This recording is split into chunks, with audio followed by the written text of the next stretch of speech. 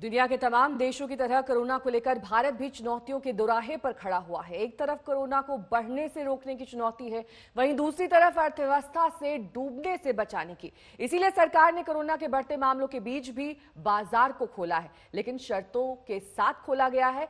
Corona से बचाव के लिए जरूरी है कायदे कानून का पालन करना।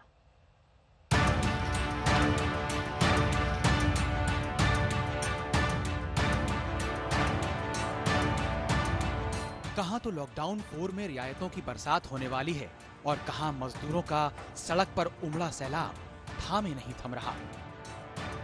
ये आशंका भी तेज होती जा रही है कि इस तरह का विस्थापन कोरोना के मामलों को काफी बढ़ा सकता है।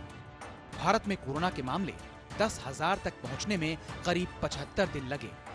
10,000 से 20,000 पहुंचने में करीब 8 दिन, 20,000 से 30,000 पहुंचने में करीब 7 दिन, 30,000 से 40,000 पहुंचने में 5 दिन, 40,000 से 50,000 से 60,000 पहुंचने में 3 दिन और 60,000 से 70,000 पहुंचने में सिर्फ 2 दिन लगे।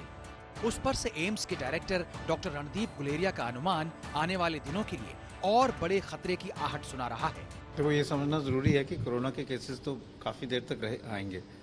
ये ऐसा नहीं है कि एकदम बीमारी खत्म हो जाएगी। We will have to live with Corona. लेकिन ये भी सही है कि हमें कोशिश करनी है कि आस्ते आस्ते केसेस कम हो और जो हॉटस्पॉट्स हैं उसमें इतने ज़्यादा केसेस ना हो।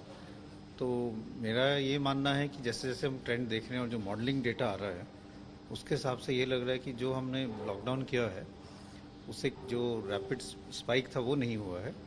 We have time to prepare as far as health care facilities are concern, but cases आस्ता आस्ता जो बढ़ रहे हैं उसके लिए जो प्रेडिक्शन है वो यही है कि समवेयर अराउंड जून एकदम केसेस काफी ज्यादा हो जाएंगे और उसकी हमें तैयारी करनी चाहिए। ऐसे में अगर प्रवासी मजदूर यूं ही एक जगह से दूसरी जगह भटकते रहे तो लॉकडाउन में मिल रही रियायतें बेकार चली जाएंगी।